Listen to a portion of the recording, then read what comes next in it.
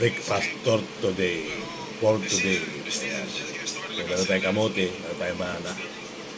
O, diba? Breakfast for today. So, kamote.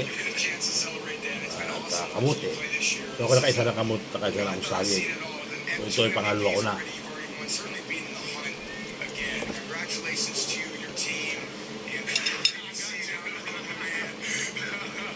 Ako hindi nagbabalat, kinakain ko pati balat. Parang apple, mansanas, kinakain ko rin yung balat.